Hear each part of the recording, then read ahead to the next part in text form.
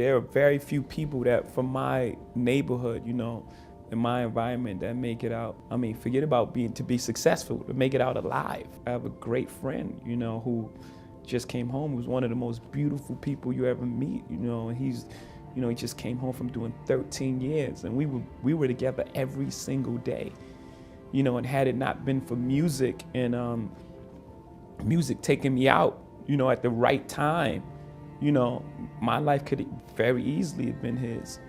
Very easily. We were together every single day.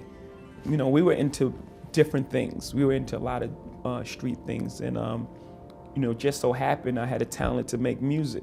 And a guy by the name of Jazz, who I started out with really early, you know, he got the opportunity, he got to deal with EMI. He had the opportunity to go to London to record his album.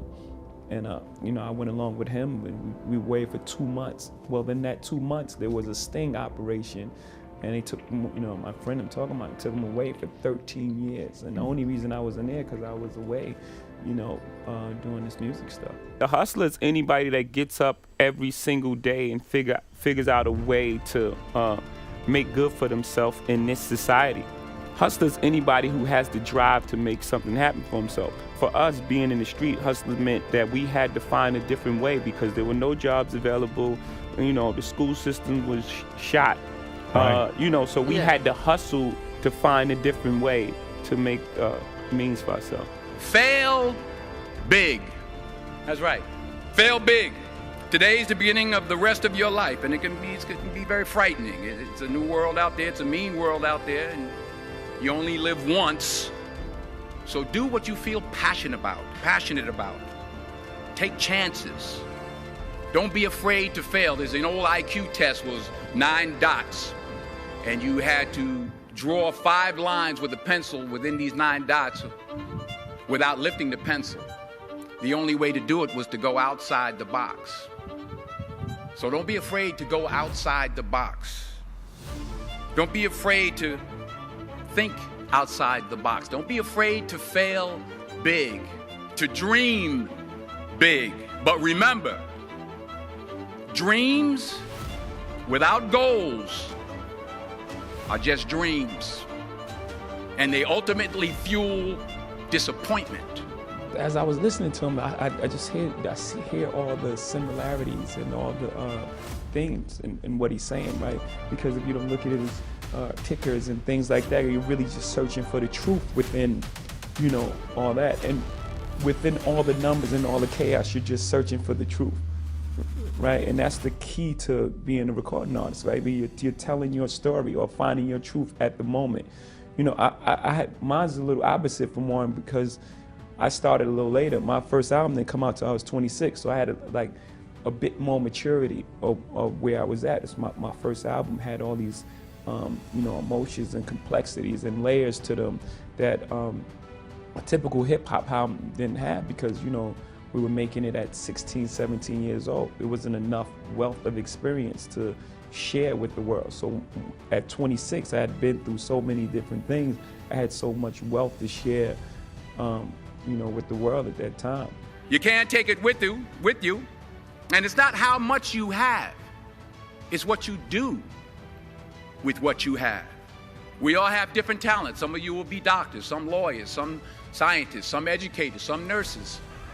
The most selfish thing you can do in this world is help someone else. Why is it selfish? Because the gratification, the goodness that comes to you, the good feeling that I get from helping others, nothing's better than that. Not jewelry, not big house I have, not the cars, but it's the joy. That's where the joy is, in helping others. That's where the success is, in helping others. You know, music is like stocks too. You know, there's the hot thing of the moment. You know, there's this hot electro sound or the hot auto-tune voice. You know, people tend to make emotional decisions based on that. They don't stick with what they know. This is who I am. This is, you know, this is what I do.